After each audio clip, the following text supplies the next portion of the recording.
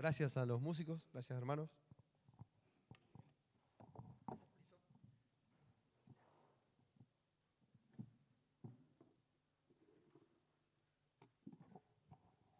Buenas tardes. Buenas tardes para los hermanos que nos están viendo del otro lado de la pantalla. Gracias al trabajo dedicado de los jóvenes de multimedia, así que esto es posible que se pueda estar compartiendo a varios lugares la palabra de Dios y utilizar los medios para seguir predicando y anunciando el Evangelio. Así que muchísimas gracias. Y en esta tarde queremos compartir con ustedes un tema que ya venimos viendo desde el mes de agosto. Un tema que tiene una serie de mensajes, ¿no? Y el tema principal es más que vencedores. Estuvimos hablando en la primera oportunidad, ¿se recuerdan? Que hablábamos de que cuando uno está a tiempo de darse por vencido y ya no querer seguir adelante, no lo tiene que hacer sin pelear la buena batalla, pero la buena batalla de la fe. Y lo segundo que veíamos el domingo pasado, por la gracia del Señor, podíamos compartir acerca de que no se puede pelear ninguna batalla de la fe si uno no está en Cristo Jesús. Segunda de Corintios 5:17, leíamos, dice que de modo de que si alguno está en Cristo, nueva criatura es, las cosas viejas pasaron y son todas hechas nuevas. Entonces, nosotros dejamos sentado en claro que para nosotros, los hijos de Dios, todas las cosas son hechas nuevas y que sí podemos pelear una buena batalla de la fe, pero para eso nosotros tenemos que tener presente la obra de Dios que hizo a través de Jesucristo en nosotros, que es el cambio interior, es el cambio espiritual en nuestra vida desde el momento de que recibimos al Señor Jesucristo como Salvador. Pero si nosotros no tenemos la certeza de ser hijo de Dios, de saber cuál es nuestro destino, lo que tenemos que hacer es ir a los pies del Señor, pedir perdón por nuestros pecados, aceptarle en el corazón como único suficiente Salvador, reconociendo que su sangre tiene poder para limpiarnos de todo pecado. Entonces ahí nosotros pasamos de ser criaturas a ser hijos de Dios. Entonces el Señor empieza a hacer una obra que nosotros no tenemos nada que ver, no participamos en ese trabajo, porque es un trabajo de Dios a través de Jesucristo. Y Él nos cambia. Dice que si alguno está en Cristo, nueva criatura es. Y esa nueva criatura tiene el privilegio, ¿no es cierto?, de tener una nueva familia. Dice que a todos los que le recibieron le dio el derecho de ser llamados hijos de Dios. Y no solo nos reconoce como hijos, sino que también cambió nuestra posición a través de ser hijos de Dios, de estar prisioneros, cautivos en las manos de Satanás. Nosotros pasamos a estar al reino de Dios. Nosotros pasamos a ser santos, limpios, para el uso exclusivo de Dios. Pero también decíamos que cambió nuestra naturaleza y decíamos que ese cambio tiene que ser interior, que de nada servía que cambiemos por afuera, que mejoremos. Si no cambia nuestro corazón, es imposible. El cambio tiene que ser genuino y el cambio entra, como decía Julio, ¿no es cierto? Primero escucho la palabra de Dios, la bajo a mi corazón y ahí empieza a ser una obra. Ese es un cambio genuino, cambia nuestra naturaleza, pero también cambió nuestro destino. ¿Por qué? Porque no hay ninguna condenación para los que son hijos de Dios. Y entonces, de estar destinados a un infierno por la eternidad, nosotros estamos destinados al cielo, en la presencia del Señor, por toda una eternidad. Y ahora, ¿saben qué nos toca hablar acerca de cómo llegar a eso, ¿no? Sabiendo que si Dios hizo una transformación, un cambio espiritual en nuestro interior, en nuestro exterior, tiene que ocurrir una transformación. Dice que si alguno está en Cristo, nueva criatura es, las cosas viejas pasaron, todas son hechas nuevas. Y ahí está nuestro trabajo. Ahí sí nosotros tenemos que ver. Y decíamos que esa transformación venía solo por tomar decisiones. Y teníamos que tomar buenas decisiones, ¿no es cierto? La primera decisión que nosotros teníamos que tomar, dice que nosotros teníamos que tomar la decisión de cambiar de camino. Porque muchas veces somos hijos de Dios y no nos damos cuenta si estamos en el camino correcto o nos desviamos un poquito y está nuestra vida, no sabemos por qué no avanzamos, por qué no hay un crecimiento, y es que nos desviamos tanto de que ya no podemos ver a Dios. No nos damos cuenta y nos deslizamos. Ahora yo tengo que cambiar de camino. No solo tengo que cambiar de camino, sino yo tengo que permanecer. En esa transformación y en ese cambio de camino tiene que haber una transformación. Y esa transformación viene a través de permanecer en Jesucristo. Y decíamos que nosotros somos injertados en Él. La vid silvestre, maloliente, que no servía para nada, es injertada en la vid verdadera, no por casualidad, sino porque es el propósito de Dios que vos y yo podamos llevar fruto. No solo fruto, sino más fruto y mucho fruto. ¿Se dan cuenta? Eso es permanecer. Pero yo tengo que decidir, no solo cambiar de camino, yo tengo que decidir permanecer. ¿Por qué? Porque he visto algunos injertos en algunas plantas. Y ese injertito que vos lo veías tan perfecto, tomó la decisión de no afirmarse en la planta que uno la colocó. Y se secó. Es más, el corte que uno hace en la planta se vuelve a sellar. Y la que estaba, la ramita, se murió. ¿Se dan cuenta? Nosotros debemos permanecer en el Señor Jesucristo.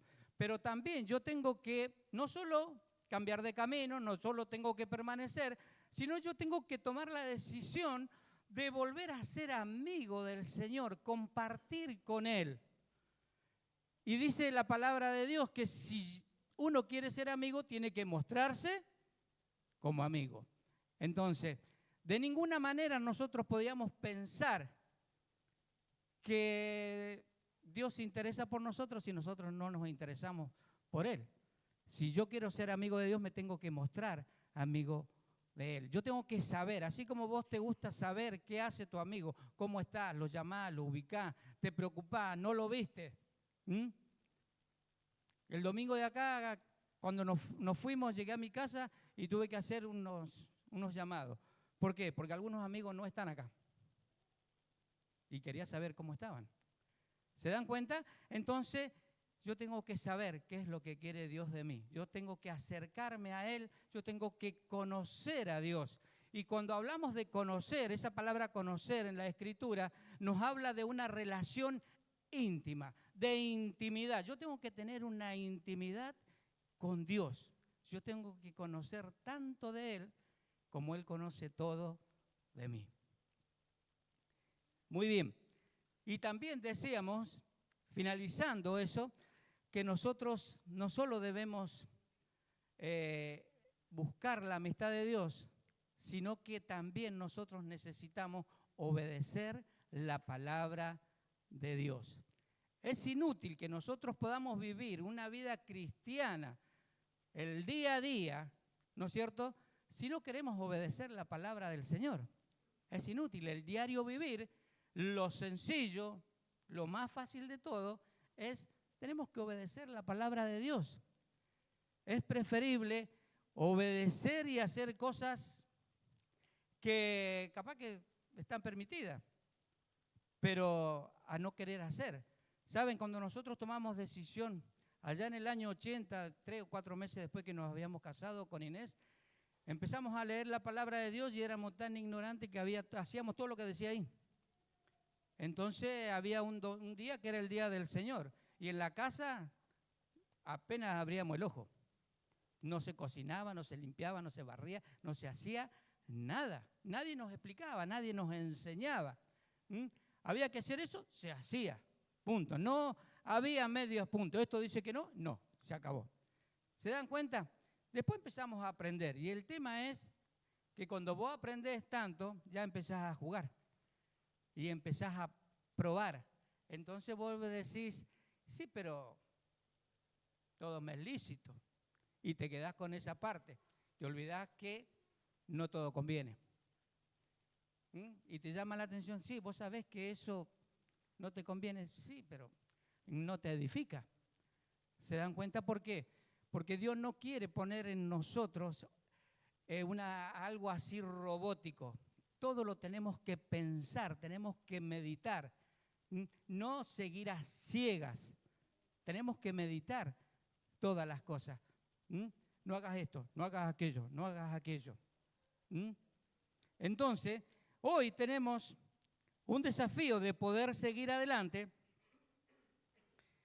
pero para poder tomar decisiones, lo interesante es que nosotros tenemos que tener la mirada puesta en Jesús. Nosotros no podemos tener la mirada puesta en Jesús y tener la cara como bolsillo lleno de piedra, ¿viste? Largo por allá abajo. ¿Ah? Tenemos que ser gozosos, ¿no es cierto? Tenemos que tener el gozo de tener la mirada puesta en Jesús. Acompáñenme en un texto en la Escritura. Juan, capítulo 20 y versículo 20. Y dice el Señor, acá la Biblia está relatando, ¿no es cierto?, cuando Jesús se le aparece a los discípulos en un cuarto, después de resucitado, y dice, y cuando les hubo dicho esto, le mostró las manos y el costado, y los discípulos se regocijaron viendo al Señor. Y los discípulos se regocijaron viendo al Señor. ¿Saben? Ya los discípulos acá no eran los discípulos de un poquito más atrás. ¿Por qué? Porque los discípulos que iban caminando rumbo a Emaús iban discutiendo entre ellos y viste lo que pasó, viste de acá, que el Señor y al final se fue. Irían charlando, el Señor se les puso al lado y ¿qué cosas están hablando ustedes? Les dijo. ¿Y qué le dijeron? ¿Qué pasa? ¿Vos sos el único extranjero que no está enterado de las cosas que sucedieron acá en los últimos días, las últimas horas? ¿Y qué pasó? Le dijo. ¿Cómo?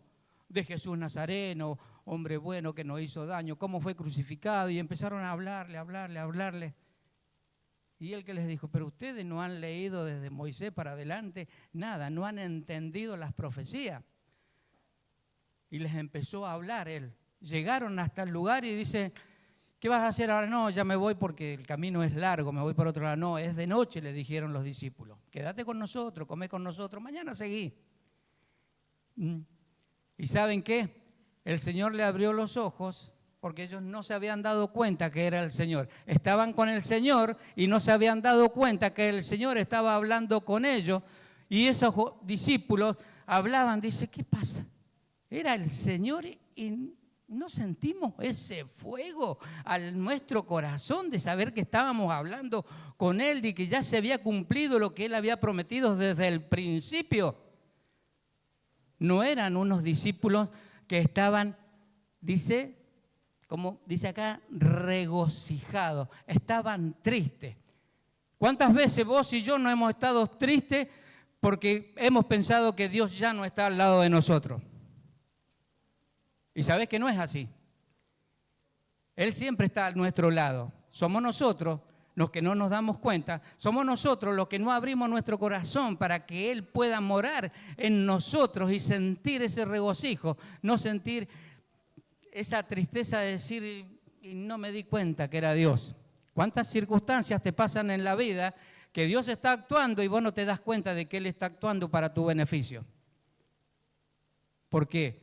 Porque quizás el príncipe de este siglo te ha cegado el entendimiento para que no te resplandezca la luz del Evangelio. Voy a decir, pero sigo siendo un hijo de Dios. ¿Y a quién va a atacar el diablo si no va a atacar a los hijos de Dios? Con la palabra de Dios engañó a a la mujer en el huerto del Edén. ¿Vos crees que el diablo no te va a engañar hoy con otro montón de cosas más, haciéndote creer que es para Dios? Es muy astuto el enemigo, ¿eh?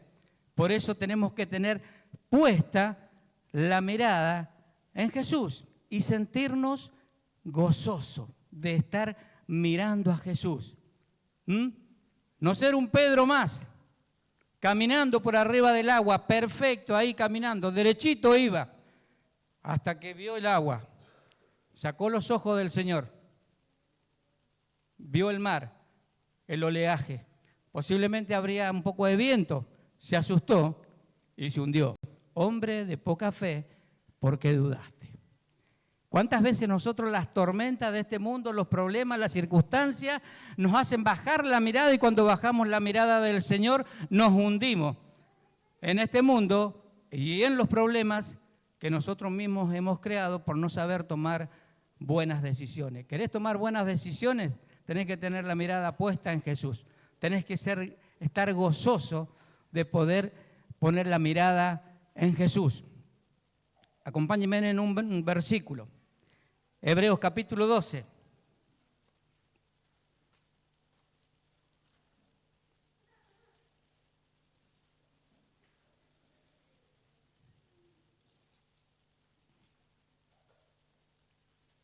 Desde el 1 y el 2 vamos a leer.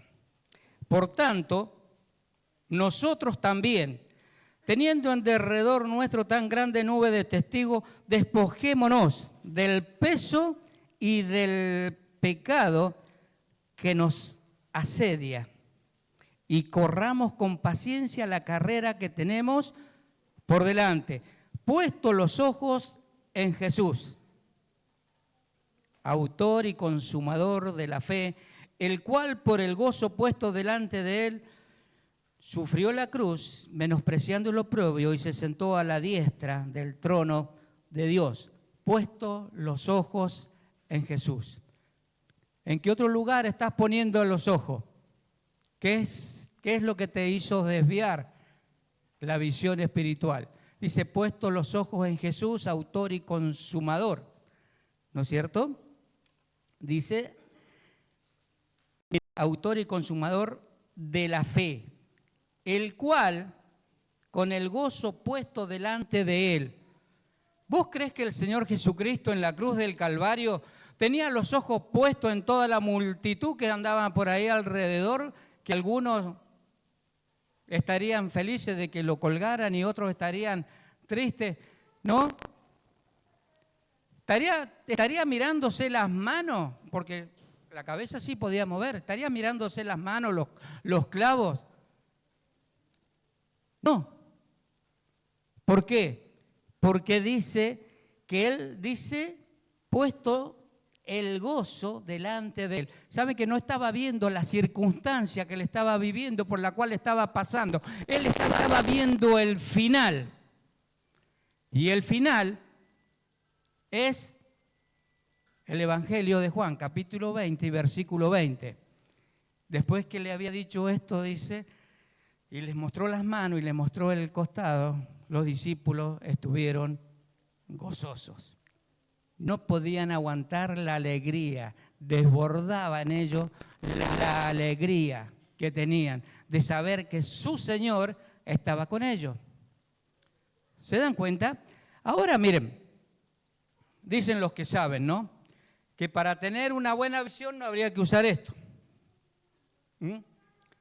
Y que la buena visión, la correcta sería 20-20 o 6/6. Es lo mismo.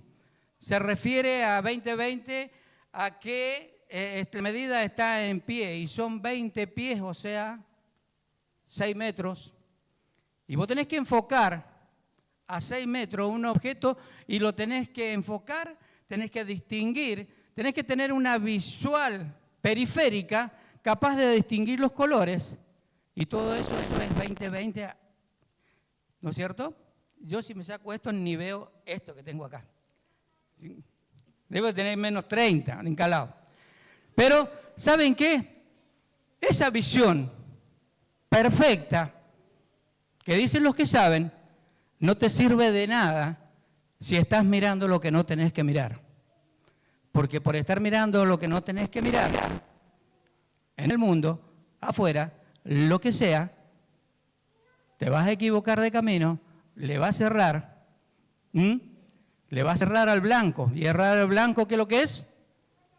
Es la definición de pecado. Errar al blanco. ¿Te das cuenta? Si ¿por qué pequé?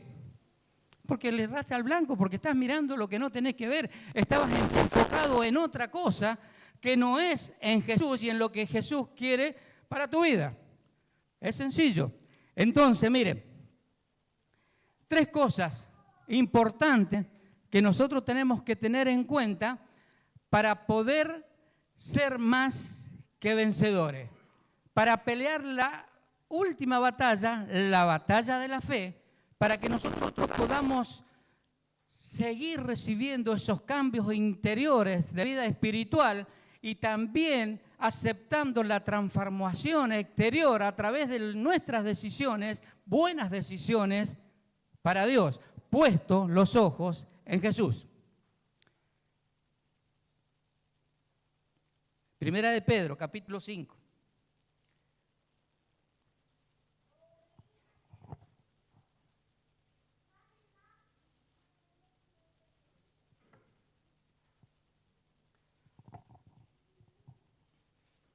Primera de Pedro, capítulo 5.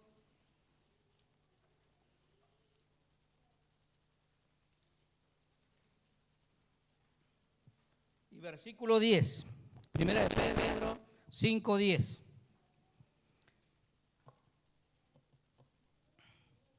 Y dice, mas el Dios de toda gracia, que nos llamó por su gloria eterna en Jesucristo, después de que hayáis padecido un poco de tiempo, Él mismo os perfeccione, afirme, fortalezca y establezca. Lo leemos de nuevo. Mas el Dios de toda gracia, que nos llamó por su gloria eterna en Jesucristo, después de que hayáis padecido un poco de tiempo, Él mismo os perfeccione, afirma, fortalezca y establezca. ¿Sabes qué?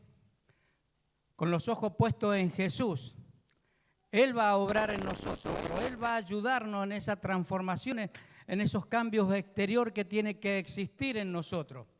Entonces, para que esto ocurra, los procesos o el proceso es inevitable. Y cuando uno está en un proceso, el proceso va a incluir un montón de cosas. Es situación, son personas, son situaciones que nos ayudan a crecer. Eso es un proceso. O sea, si vos te disponés a estudiar una carrera, cualesquiera que sea, va a haber un proceso, va a haber personas a tu lado y eso van a ser los profesores. Va a haber situaciones, posiblemente te sea fácil o posiblemente no te sea fácil, pero todo es un proceso y el final de ese proceso es el ser aprobado. ¿Se dan cuenta? En la vida cristiana es necesario, es inevitable que no haya un proceso en mi crecimiento espiritual porque Dios está trabajando en mí. Él, como escuchábamos esta mañana a Elías, Él es el alfarero, nosotros somos el barro. Él nos está trabajando en nuestras vidas y el apóstol Pablo le decía a los filipenses, estoy persuadido, convencido de esto, el que comenzó en vosotros la buena obra la va a perfeccionar hasta el día de Jesucristo. ¿Y sabés qué? ¿Cuántas veces el alfarero va a agarrar el barro ese que somos nosotros y lo va a aplastar contra el disco para empezar otra vez?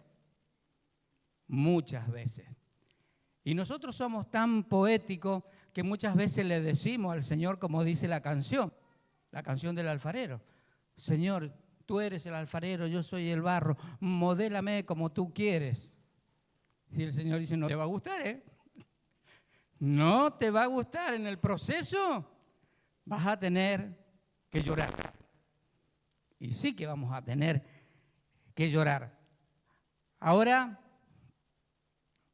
¿Qué tal si yo les pido acá unos 5 o 10 voluntarios para ser probados? ¿Y para qué? Para que después de que hayáis padecido un poco de tiempo. ¿Quién le gustaría ofrecerse como voluntario para padecer un poco de tiempo? ¿Se dan cuenta? Y el Señor va a tener que hacer la obra, ¿eh? ¿Por qué? Porque si nosotros somos hijos de Dios y no padecemos, no sufrimos en el camino, ¿en dónde estamos parados? ¿A quién estamos sirviendo? ¿Cuál es el camino que tomamos? Recuerden, teníamos que tomar la decisión de cambiar de camino. No vaya a ser cosa que estemos en el camino ancho, ese que empezó angostito y en la medida que vamos transitando se va haciendo más grande. Hay dos caminos, uno que empieza finito y a medida que vas transitando se va haciendo más grande. Te da posibilidades de adquirir cosas, de crecer, pero hay otro que tiene una entrada grande. Te recibe tal cual sos, con todos tus problemas, pecados, problemas, pero en la medida que lo vas transitando se va achicando y al final pasás como Dios quiere. ¿En qué camino estás? ¿Se dan cuenta? Hay caminos que parecen derechos al hombre, dice, y el final es camino de perdición. Entonces, dice que tenemos que padecer un poco de tiempo. Miren, a mí me gusta leer este versículo a la vez que lo leo, me gusta leerlo al final, me gusta alterar el orden de las palabras. Dice, mas el Dios de toda gracia que os llamó a su gloria eterna en Jesucristo, después de que hayáis padecido un poco de tiempo, Él mismo los establezca. Dios mismo tiene que establecerte en un lugar. ¿Por qué?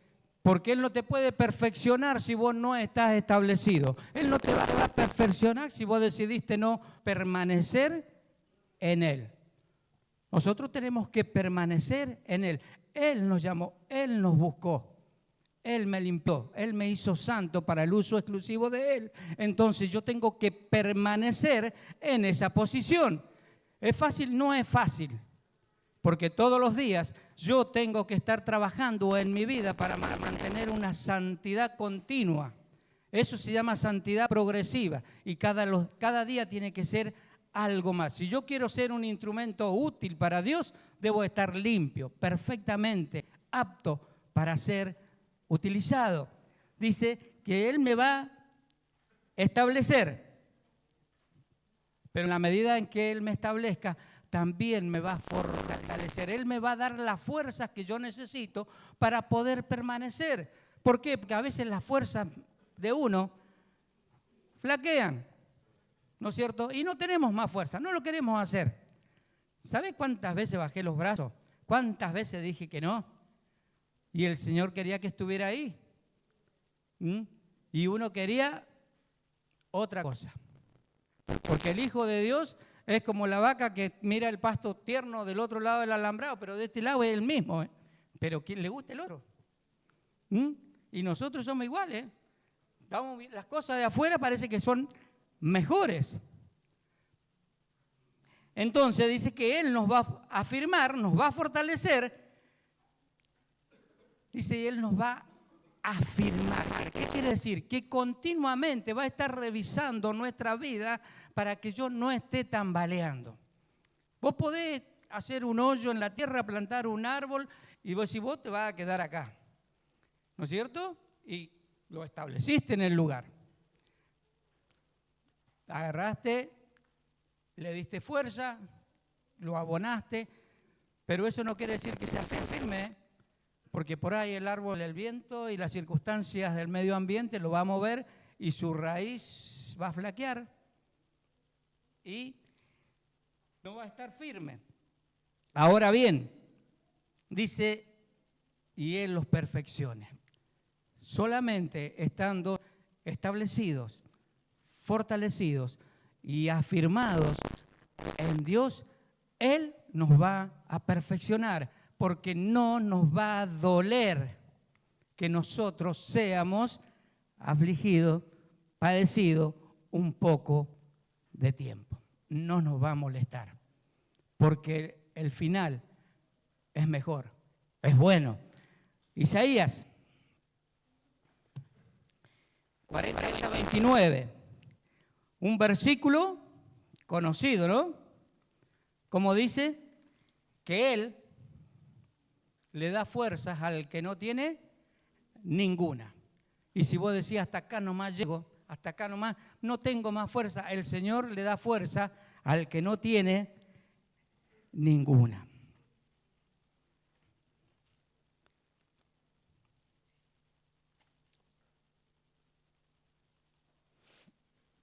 Dice, Él da esfuerzo al cansado.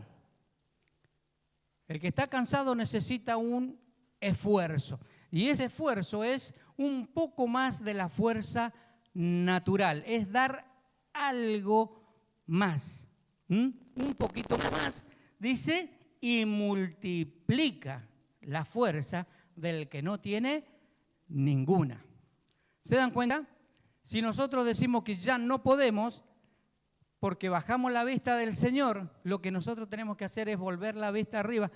Yo hubiera querido estar ahí en el momento en que Pedro caminaba por el agua y el Señor estaba en la barca, ¿no es cierto? ¿Y qué hubiera pasado si Pedro, en vez de seguir mirando abajo, hubiera mirado arriba? Quizás salía a flote, ¿eh? Y hubiera vuelto a caminar.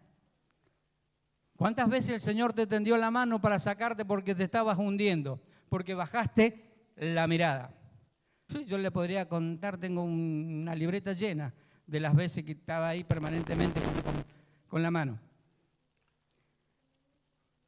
Miren, Él nos da fuerza. Romanos, capítulo 8.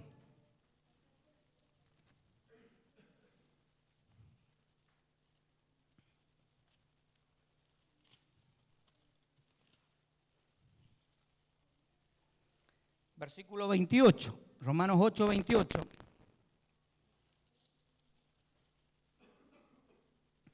Y sabemos que los que aman a Dios, todas las cosas le ayudan a bien, y esto es a los que conforme a sus propósitos son llamados.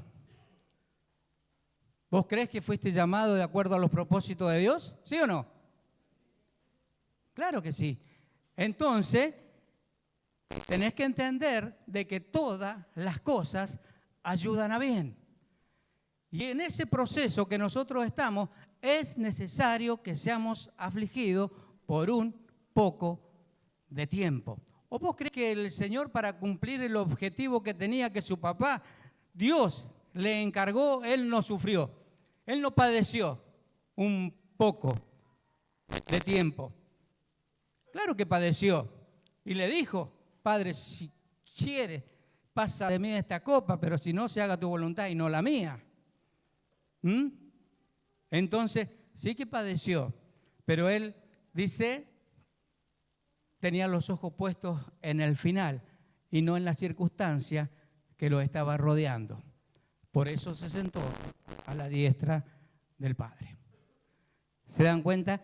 Qué necesario que es que cada uno de nosotros podamos entender que en nuestra vida de crecimiento espiritual los procesos son inevitables. No los podemos evitar. Yo no puedo ser un cristiano que no voy a ser probado. Jueces 3.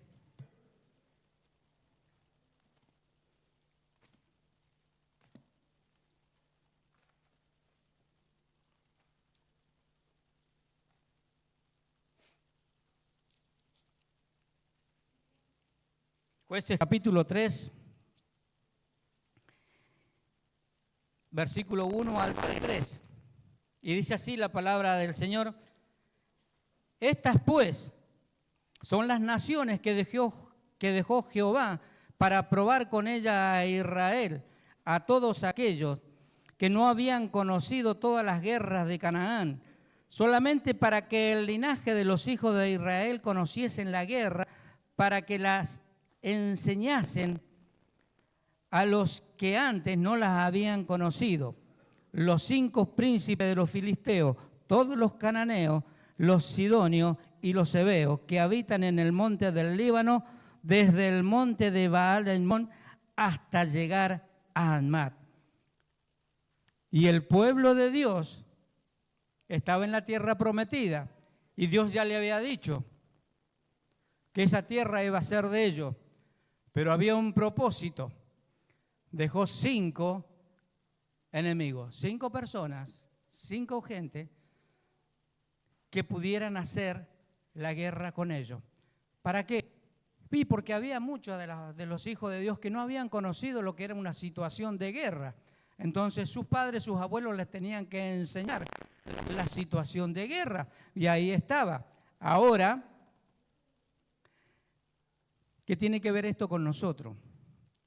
En ese proceso que nosotros vamos a vivir de crecimiento espiritual, van a aparecer guerras. Tiene que haber guerra, tiene que haber lucha. ¿Por qué? Porque el enemigo no se va a quedar tranquilo. Dios no te va a sacar y te va a dejar así, ya listo, no vas a sufrir. Dios es permisivo, ¿eh? ¿Qué le dijo a Pedro? Pedro le estaba comunicando un montón de cosas. Señor, yo te voy a seguir hasta donde quiera, ¿no? ¿Y el Señor qué le dijo? Pedro, el diablo pidió tu vida para zarandearte. No le dijo, ni lo voy a dejar que te toque. No le dijo, tranquilo que yo voy a orar para que tu fe no falte. ¿Te das cuenta? Que es necesario que es tener a alguien que te zarandee. Y vos sabés que el enemigo está permanentemente en la zaranda, ¿eh? Es como si trabajara ahí en la ripiera municipal, con el botón ahí prendido todo el día con la zaranda, y vos estás ahí arriba. Lo interesante de la zaranda es que empiezan con unas rejas que son bastante grandes, y a medida que van seleccionando los granos cada vez es más fina, hasta que sale una arena súper fina para hacer el acabado final del reboque, ¿no? Entonces, ¿sabes qué? El diablo permanentemente va a estar pidiendo la vida para zarandearnos. Entonces, nosotros tenemos que entender de que estas luchas, estas guerras son realmente necesarias en nuestra vida. ¿Por qué? Porque es lo mismo que pasó al apóstol Pablo. Y el apóstol Pablo podía estar hablando y dice, yo conocí a un hombre que subió hasta el tercer cielo, y ahí hace todo el relato. No sé si lo soñé, no sé si era realidad, lo único sé que ahí estuvo y yo lo conocí. Y entonces después sigue hablando, dice, pero, para que mi orgullo, para que yo no me agrande demasiado, ¿qué dijo? Me dio un aguijón en la carne, al cual le pedí al Señor. Dice, un aguijón en la carne, un mensajero de Satanás, al cual le pedí al Señor por 3 veces que me lo quite, y el Señor me dijo que va a ser fortalecido en su gracia. ¿Se dan cuenta? Y acá hay algo muy personal en todo esto. Cada uno de nosotros tenemos un mensajero. Y saben, miren, cuando hablamos de mensajero, no estamos hablando de cosas inanimadas. Un mensajero es algo visible, algo que se nota. Una enfermedad no es algo inanimado, es algo inanimado, no se ve. O sea, un problema, una situación, es algo inanimado, no se ve. Los mensajeros son visibles, no son inanimados. Esta palabra se utilizaba para los ángeles, para los profetas y para aquellos que llevaban una clase de mensaje. Así figura en la Escritura. Y Pablo tenía un mensajero de Satanás. ¿Cuántas personas, cada vez que llegaba a algún lugar, terminaba preso? No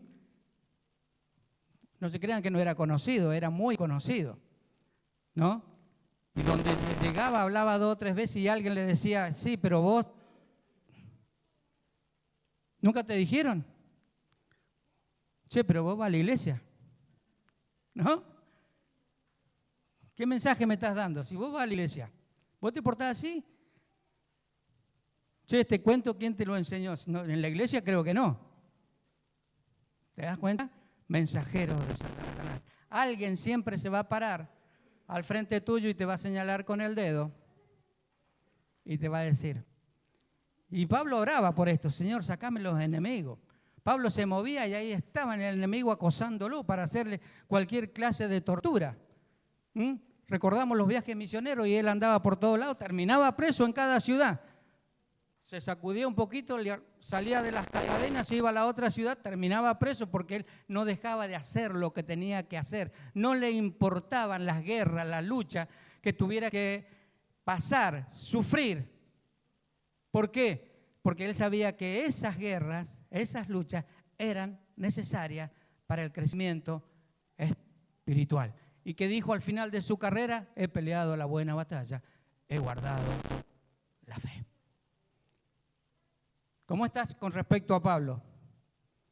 Yo estoy lejísimo. Miren, terminamos diciendo esto, ¿no? Nosotros podemos encontrar en varios versículos que hablan acerca de lo que son las batallas. En 2 de Samuel 1:25, las batallas que enfrentamos, dice, forjan el carácter del guerrero que nuestro Dios quiere que nosotros tengamos. Cada batalla en nuestra vida va a ir forjando nuestro carácter cristiano, porque Dios quiere utilizar, Dios nos quiere transformar.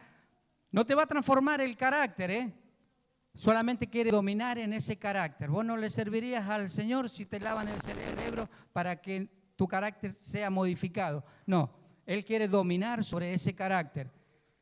Pablo no le fue dominado no le fue cambiado el carácter. Pablo usaba la misma fuerza que usaba para perseguir a la iglesia, la usaba para predicar el evangelio y no le importaban las circunstancias ni lo que tuviera que pasar. Entonces, miren, un soldado que aprende a enfrentar cada batalla y que es preparado y que forja su carácter es el soldado que muere con las botas puestas, de cara al sol. ¿Se dan cuenta? Ese es un buen soldado. Ahora, miren, Jueces, y terminamos con este versículo, capítulo 6 y versículo 12. Estuvimos hablando de esto el otro día.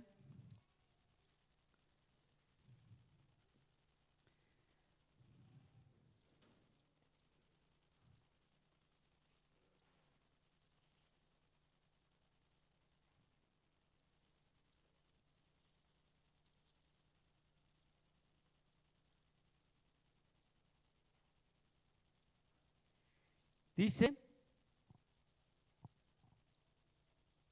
y el ángel de Jehová se le apareció y le dijo, Jehová está contigo, varón esforzado y valiente. ¿Saben qué?